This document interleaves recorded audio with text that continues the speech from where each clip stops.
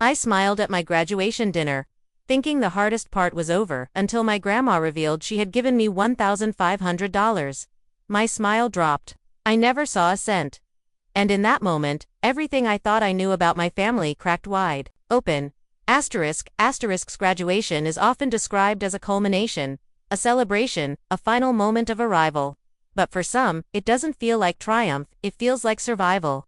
Not because the achievement is small, but because the path was so steep, the climb so isolating, that by the time you reach the top, you're too tired to cheer. The applause feels distant. The smiles around you feel earned. But the silence that accompanied the journey never fully disappears. Behind every handshake, every certificate, every posed photo is a long story no one really sees. Not just the story of exams and deadlines, but the story of counting every dollar, of deciding between meals and materials, of wondering how you're going to cover fees when your pockets echo, of mastering the art of making less stretch further than it should, of staying up late not only to study, but to cry in private, to doubt yourself in the dark, to question if it's all even worth it. You begin to understand that success, for some, isn't handed down or evenly shared. It's forged in scarcity, pieced together from fragments of opportunity. It's waking up each morning not with certainty, but with commitment. Not with backup plans or financial safety nets, but with the sheer refusal to quit. That becomes the rhythm. Moving forward, even when every part of you feels weighed down, you get used to not asking for help. Not because you don't need it, but because you learn early that it often doesn't come. Not in your direction. Not from the people who say they love you. Not in the moments you need it most. You learn to keep your needs quiet, your struggles buried. You present the image of composure because breaking down would be seen as weakness. You build endurance out of necessity, not choice. And so, over time, the expectations shift. You stop believing in rescue. You stop waiting for family to step in.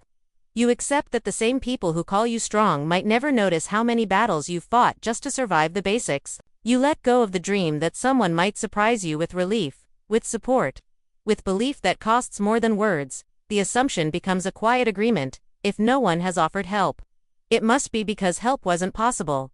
That becomes your internal law, unchallenged, unspoken, adopted as truth.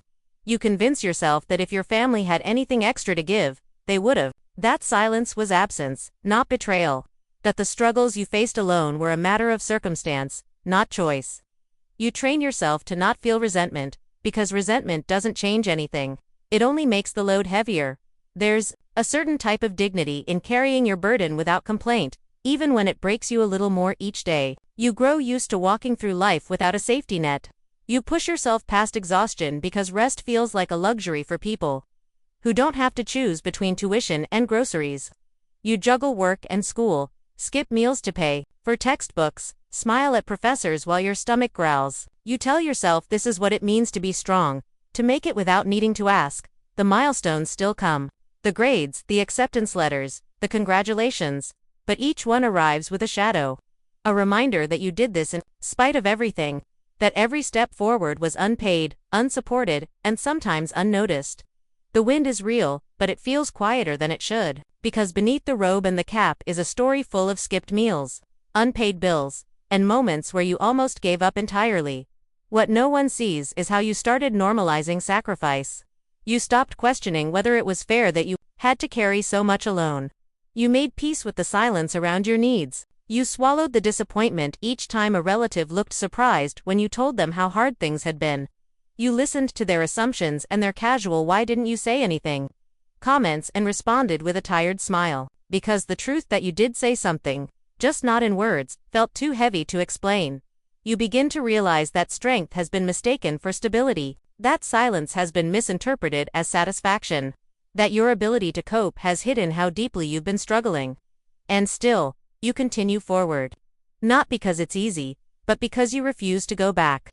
Because every inch of progress has been paid for in full, not with privilege, but with persistence. And even as the day of graduation arrives, as the tables are set and the family gathers, you don't expect any surprises. You don't hope for unexpected recognition. You don't anticipate anyone bringing up the cost of the journey. You've spent years assuming that what wasn't given wasn't available. You've made your peace with the idea that if there had been extra money, time, attention, it would have been yours. But what you don't realize is that there is often a gap between what was said and what was done, between what was offered and what was delivered. That behind family smiles and warm hugs, there might exist truths that never reached you. Secrets passed between others. Help intended but diverted. Support promised and never communicated. Resources that were sent but never made it into your hands. And that is where the seed of betrayal begins. Not in the absence of help, but in the realization that help may have existed, and you were never told. That your suffering might not have been inevitable, only invisible. That the weight you carried alone was made heavier by someone else's decision to withhold. Not because they had to, but because they chose to. The betrayal isn't just about the money, it's about the story you were led to believe. It's about how long you went on thinking you were alone. How often you convinced yourself that silence meant scarcity. How deeply you internalized the idea that help simply wasn't possible, and how that belief shaped your resilience, your trust, your view of family. It's about the cracks that form when the truth reveals itself too late, and the damage has already been done. Because when help is offered, even indirectly, and never reaches you, it doesn't just sting. It reshapes everything you thought you knew. It makes you question not just the person who failed to deliver, but every person who stayed quiet about it. It makes you wonder what else was withheld. What other moments were stolen by secrecy? What other sacrifices you made unnecessarily while others remained comfortably silent? That realization doesn't hit all at once. It unfolds slowly, painfully. It begins with one comment, one offhand remark, one unexpected truth. And from there, it begins to unravel. The years of struggle take on a new color. The milestones feel different. The pride in your self-reliance becomes tangled with anger, grief, and disappointment. Not because you needed to be saved, but because someone took away the choice. The missing piece wasn't just the money. It was the knowledge. The opportunity to move through your struggle with less fear, less hunger, less exhaustion. The chance to feel supported even once. The dignity of being treated with honesty. The respect of being trusted with the truth. What was missing wasn't just financial help, it was transparency.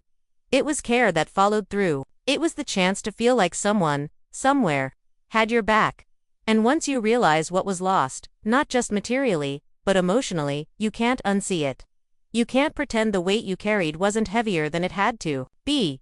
You can't erase the nights you wondered if anyone would ever show up for you. You can't undo the pride you swallowed just to keep going, but you can acknowledge it. You can begin to sit with the truth that you weren't imagining your struggle, that your suffering wasn't noble, it was unnecessary. That your silence wasn't proof of strength, it was a symptom of survival, and you can begin to grieve the version of your life that could have been. Had you been treated as worthy of honesty and support from the beginning. Still, even in the revelation, you stand tall. Because what was missing didn't stop you. What was withheld didn't defeat you. What was stolen didn't end your journey. You made it anyway. And that matters more than they'll ever understand. Asterisk. Sometimes, the biggest betrayals don't come in the form of dramatic confrontations. They arrive quietly, wrapped in casual sentences.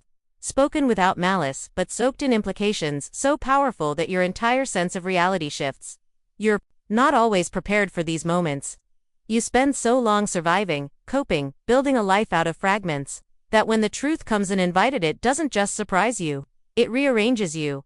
The dinner was supposed to be a conclusion, a symbolic full stop at the end of a long, grueling chapter. You believed the hardest parts were over, the sacrifice, the silence, the grind that had demanded every piece of your patience. Graduation was meant to be the moment you breathed out.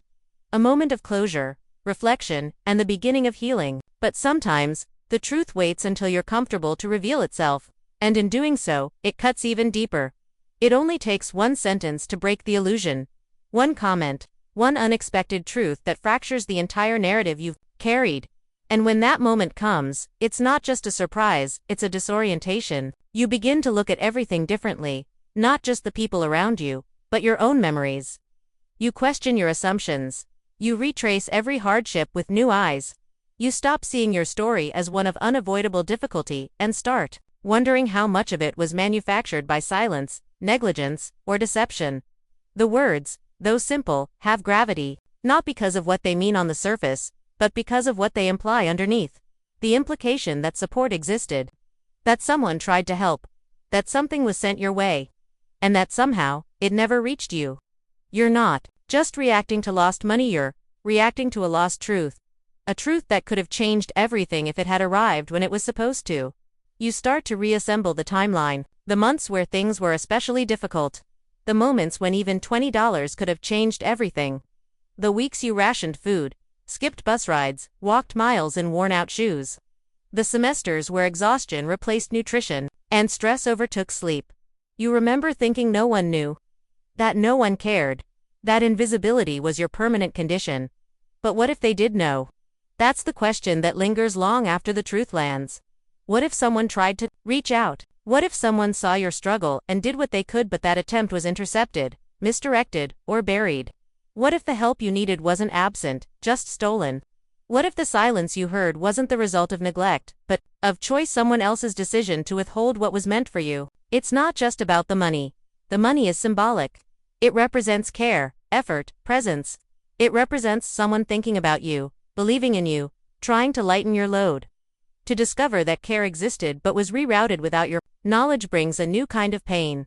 A betrayal not born from strangers, but from those closest to you. From those who saw your need and stayed silent anyway. You start to recall all the conversations where help was supposedly unavailable. The times when financial strain was used as an excuse to justify absence. The repeated narrative that there was nothing to give. You believed it because it made sense. It fit the pattern. And in accepting that narrative, you dismissed your own worthiness. You convinced yourself you didn't deserve more. That you were asking for too much. That no one had anything left to offer. Now suddenly, the math doesn't add up. The story doesn't align.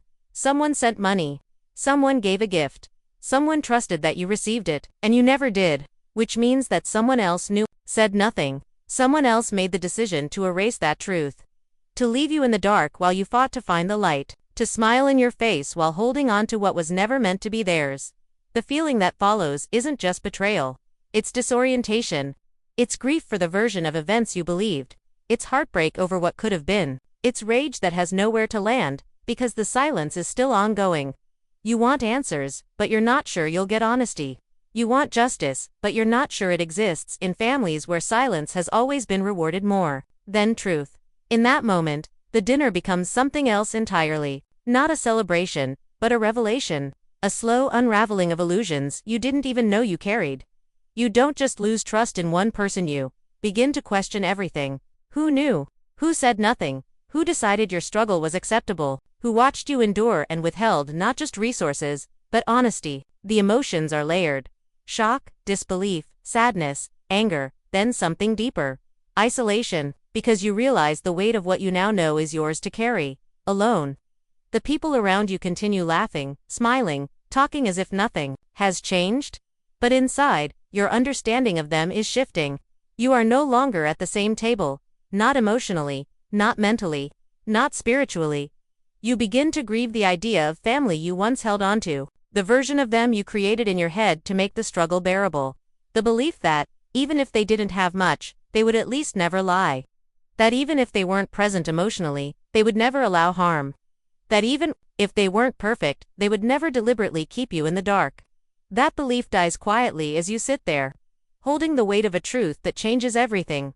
What hurts most is not just the loss of the money, but the loss of what it represented, a gesture of support, a belief in your potential, a quiet offering of love. It's not about the dollars, it's about what they meant.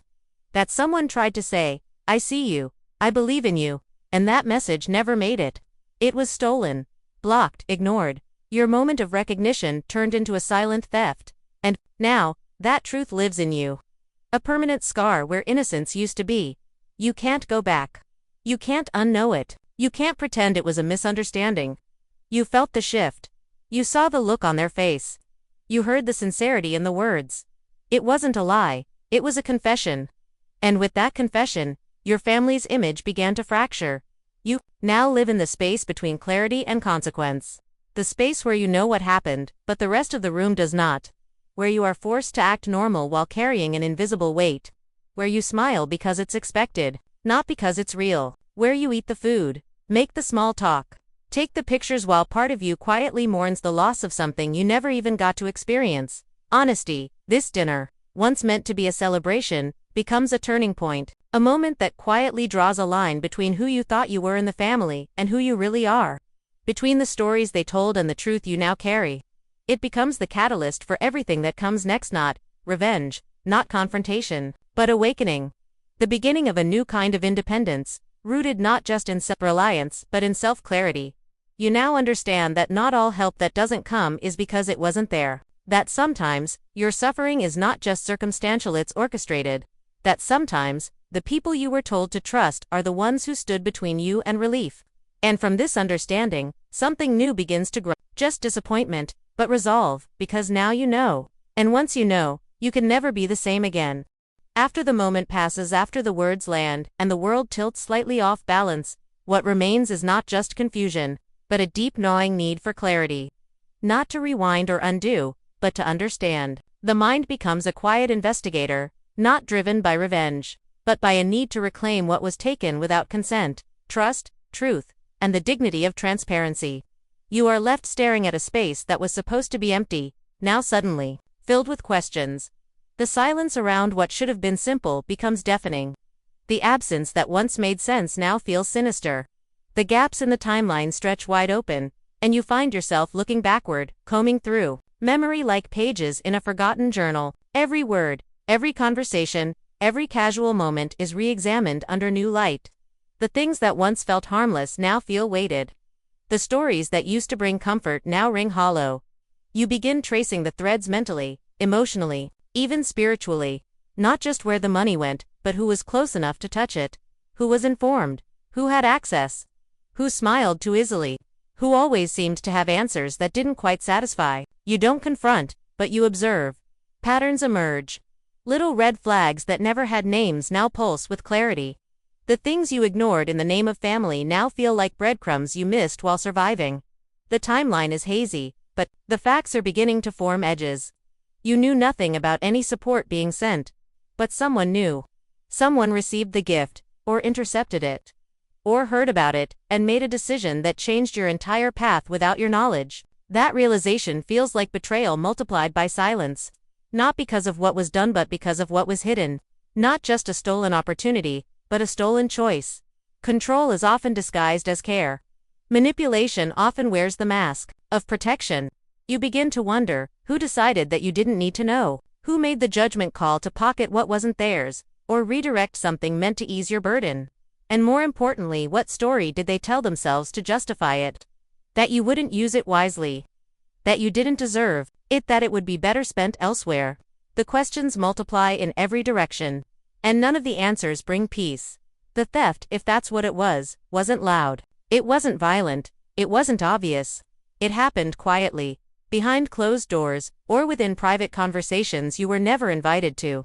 It happened during a moment when you were too focused on surviving to imagine that someone might be working against you. And that's what hurts the most. Not just the act, but the timing. To know that you were struggling, while someone else watched and said nothing, is a wound that logic cannot heal. It becomes impossible not to spiral inward. Not to relive the nights of hunger, the days of uncertainty, the weeks where you begged yourself to hold on just a little longer, thinking you were alone, unaware that relief may have been closer than you knew. The shame you carried for so long begins to morph into anger. Not wild, not volatile, but quiet and cold. The kind that sits in the bones and refuses to be ignored. The kind that makes you question every past moment of generosity with suspicion. This anger isn't irrational. It's not about the money, it's about the manipulation. About being erased from a story that was supposed to be yours.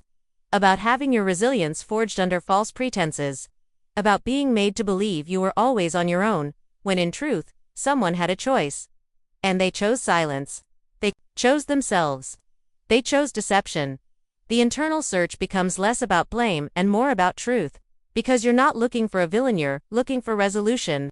You want to understand how something meant to help you turned into another unseen wound. You want to know how someone close enough to protect you decided to withhold instead. And you want to know why no one else said anything. Why no one stood up. Why no one told the truth before it was too late. You begin to realize that this wasn't just one incident. It was part of a pattern. A family culture of avoidance, secrecy, quiet control.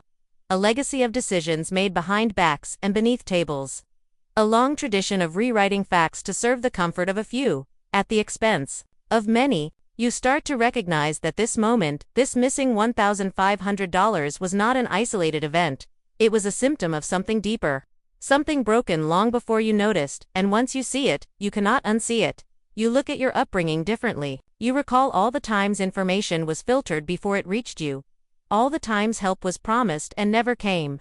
All the moments you were told we have nothing to give, even as you watched generosity flow in other directions. You remember the unspoken hierarchy, the silent favoritism, the whispered alliances, the way certain members of the family always seemed to know more, get more, be trusted with more. You begin tracing those dynamics, not to cast judgment, but to reclaim your clarity. You stop blaming yourself for the struggle. You stop shaming yourself for needing help. You stop romanticizing survival. You start calling things what they are: dishonesty, manipulation, betrayal. Not because you want to carry bitterness, but because truth is the only path to healing. You cannot grieve what was stolen if you keep pretending it was never yours. And through this slow excavation, you come to a painful but empowering conclusion. You were never crazy. You were never imagining the imbalance, the emotional distance, the lack of transparency, the strange silences. They were real. They had shape. They had purpose. And they hurt you more than you ever allowed yourself to admit. Now, you face the aftermath not of the theft, but of the truth, the heavy knowledge that not everyone in your family operates from the same sense of integrity. That love, in your world, was often conditional. That some relationships were built on quiet betrayal, masked as tradition, and that loyalty, for some, meant silence even in the face of injustice. But the most important realization is this: the lie didn't break you, the truth didn't end you. You endured. You adapted. You carried yourself across the finish line without the help that was stolen. And now, with the truth in hand, you are no longer burdened by illusions. You are no longer hoping they will change, confess, or correct. You are simply done giving them the benefit of the doubt. This tracing the mental unraveling, the emotional reckoning. It's not about revenge, it's about liberation. You are freeing yourself from the stories they told to control you, from the silence they used to keep you compliant, from the guilt they used to keep you grateful for crumbs. You are reclaiming your right to be angry, to ask questions, to demand better, not from them, but for yourself. You may never know exactly where the money went. You may never hear an apology. You may never get confirmation of what you now suspect, but you no longer need it. Because what you found is something far more valuable than $1,500. You've found your voice. You've found your clarity. You've found your permission to stop shrinking in the name of keeping peace, and in doing so, you are finally free. When truth arrives quietly but hits like a storm, it doesn't just shift the moment, it shifts everything. Relationships, memories, assumptions, and identities all begin to bend under the weight of what's finally been revealed. It doesn't matter how casually the truth comes out, or how long it was hidden. Once it's known, it stays known. And that knowledge becomes permanent, refusing to go back into silence. There is no clean break when trust fractures. It doesn't happen all at once. It unravels in layers, peeling away what once felt safe, familiar, or whole. What used to be called love begins to look more like obligation. What used to feel like closeness starts to feel like control. And what once seemed like loyalty is exposed as manipulation. That's what betrayal does. It doesn't just hurt. It recasts the past. It rewrites the script. It changes the filter through which everything else is viewed. The fallout begins internally. Not with confrontation, but with a quiet shift in perspective. You stop explaining away the behaviors you once tolerated. You stop minimizing the patterns you once excused. You begin to see clearly how long the truth was distorted in order to keep certain people comfortable. The systems that rewarded silence over honesty. The dynamics that punished questioning. The years spent doubting your intuition, because it was easier for others if you did. You realize how much of your strength was built on damage control, not growth, not support, but the sheer act of surviving neglect, disguised as tradition. You start to see how often your silence was mistaken for acceptance. How often you were placed in the role of the strong one simply because you were the one most abandoned. And now, that role no longer fits. You've outgrown it. Not out of pride, but out of truth. The truth you were never supposed to find. Fallout doesn't always look like chaos. Sometimes it's a slow withdrawal, a soft but certain detachment, a quiet refusal to play the same roles. You start saying less, giving less, offering fewer justifications. You stop reaching out first. You stop laughing at the jokes that are actually jabs. You stop sharing pieces of your life with people who mishandled the most basic parts of your humanity. The emotional walls go up not out of revenge, but as a form of Not every relationship deserves the same level of access. Not every relative deserves your vulnerability. Not every person in your family deserves the version of you that still believed in them. That version doesn't exist anymore, not because of bitterness, but because of wisdom. You begin to measure interactions differently. You stop asking who loves you the most and start asking who protects your name when you're not in the room. Who acts with integrity when no one is watching. Who tells the truth, not because it's easy, but because it's right. The people who fail those questions no longer qualify for your inner circle. Biology may bind you, but emotional access has to be earned. The fallout deepens when you begin revisiting the past, not to dwell, but to finally tell yourself the truth about what happened. You rewatch moments where you gave too much and received too little.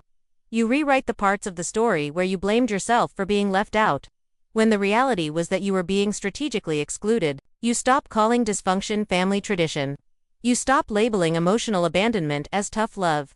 And in doing so, you give yourself permission to feel, to grieve, to be angry, not just at the act itself, but at the years spent accepting a version of family that was rooted in silence, guilt, and manipulation.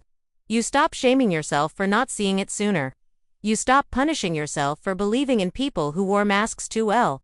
You stop apologizing for outgrowing dynamics that were never healthy in the first place. The truth brings clarity, but it also brings loss. Not the kind that gets sympathy, but the kind that sits quietly in the soul. The loss of imagined safety. The loss of connection that was never real. The loss of innocence you didn't know you still had. It hurts differently than more subtle, more lingering. It reshapes how you approach every future relationship, how you give trust, how you receive love, how you protect your peace. The people who remain silent become part of the betrayal. Not because they acted directly, but because they watched and said nothing. Their complicity feels louder than any lie. The ones who could have said something could have stepped in, clarified, defended you shows stillness. And now that you know the truth, their silence echoes. It redefines your relationship with each of them. It creates a divide that no shared meal or family event can bridge. You begin to understand the difference between closeness and access. Just because someone is nearby doesn't mean they're with you. Just because someone shares your blood doesn't mean they share your values. Just because someone was at the table doesn't mean they were on your side. The truth pulls away the illusion, and you finally see who stood beside you and who simply stood by. The most liberating part of the fallout is realizing you don't have to keep pretending. You don't have to keep showing up out of duty. You don't have to keep giving energy to spaces where your dignity isn't protected. You stop chasing explanations. You stop demanding apologies. You understand that some people would rather protect their lie than face your truth. And that's no longer your burden to carry. What they did or failed to do says more about them than it ever said about you. Their silence wasn't proof of your unworthiness. Their deception wasn't evidence of your weakness. Their manipulation wasn't a reflection of your value. You now see it clearly, the way they crafted a version of events that kept them in control. The way they erased your needs to make space for their comfort. The way they built a family structure that only functions when no one asks. Too many questions. You are done being the one who doesn't ask questions. The fallout continues quietly, fewer texts returned, fewer updates shared, more boundaries drawn. You start investing in spaces where transparency is valued, where truth is welcomed, not weaponized, where love is active, not performative, where support isn't a favor, it's a given. You rebuild your circle. You start with yourself, and for the first time, you feel peace that isn't tied to anyone's approval. You no longer carry the weight of being the one who stayed loyal at the expense of self. You no longer try to keep the family together when the foundation was always cracked. You let go of the fantasy that they'll wake up one day and suddenly see what they've done. You stop hoping for a moment that may never come, because you now understand. You don't need their recognition to be real. You don't need their apology to be healed. You don't need their permission to protect yourself. The fallout isn't pretty, it's not clean or simple. But it's honest, and in its aftermath, what remains is yours, your clarity, your freedom, your ability to choose what relationships deserve to continue, and your power to never again mistake silence for safety. There comes a moment when the pain begins to settle, not because it disappears, but because it finally has a name, a shape, a boundary. It no longer stretches across every memory, every interaction, every part of your identity. It becomes something you can carry without collapsing, something you can acknowledge without being consumed. The betrayal, the loss, the silence, it all happened, and yet, somehow, you are still standing. What was taken will never be returned. That is a truth you learn to live with. The money, the trust, the years of believing in a version of family that never existed, none of it comes back. There's no refund for stolen comfort, no reversal for the isolation that could have been eased, but as the dust settles, you begin to notice something else. Not a replacement for what you lost, but something forged in the fire of it. A quiet strength, a deeper clarity, a kind of freedom that wasn't there before. At first, it's hard to recognize. You're used to looking for healing in dramatic forms, apologies, admissions, reconciliations that never arrive. But healing doesn't always announce itself. Sometimes it shows up slowly, in subtle moments. In the way you start trusting your instincts without second-guessing. In the way you stop shrinking around people who made you feel small. In the way you choose silence, not out of fear, but out of power. You begin to realize that the real inheritance wasn't withheld, it was discovered, and it came not from their hands, but from your own decision to keep moving, to keep building, to keep believing in your worth, even when they tried to devalue it. You didn't just survive betrayal. You outgrew it. You reached a place it could no longer follow, a place where truth matters more than appearances, a place where your peace is no longer up for negotiation. The money, in the end, becomes a symbol, not of greed, but of everything that was denied. Opportunity, trust, acknowledgement. But what you gained, what they could never take, is something far greater. You gained the ability to see people clearly, without the fog of hope clouding your judgment. You gained the courage to walk away from comfort that required you to ignore your own pain. You gained the voice to name what happened without flinching, without apology, without shame.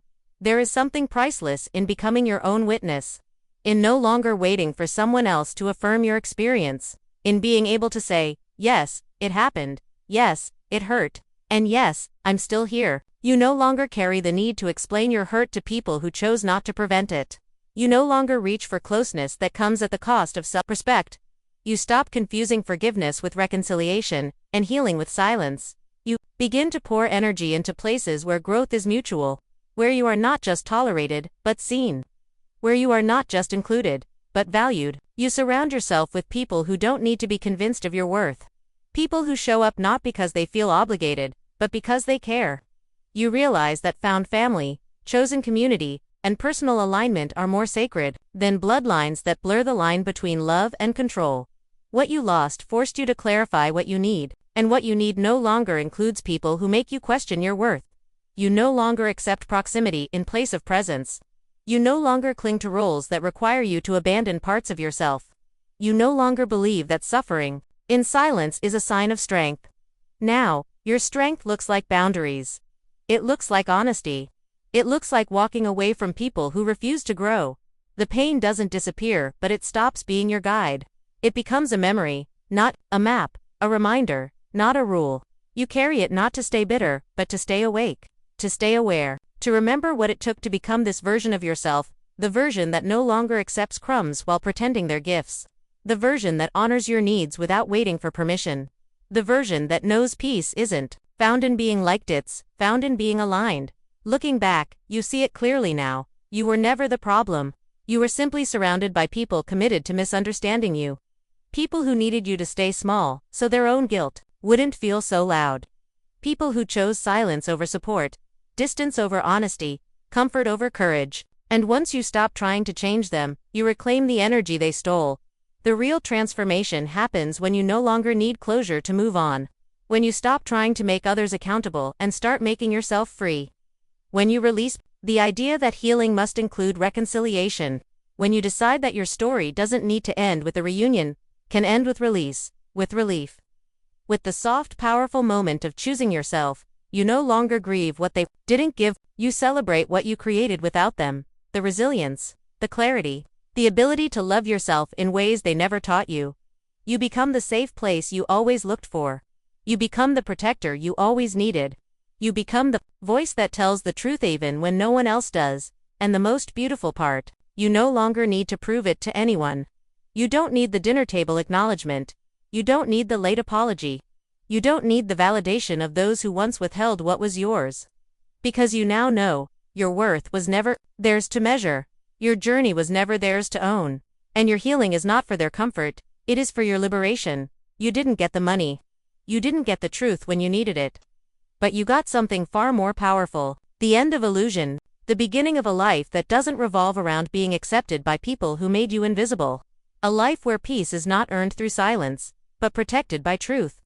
A life where you no longer keep waiting for someone else to do right by you because you're already doing right by yourself. You walked through betrayal and came out whole. Not untouched, but undefeated. Not unscarred, but unshaken in your self-worth. And that is the legacy they can never touch. Because what you gained in the end is yours forever.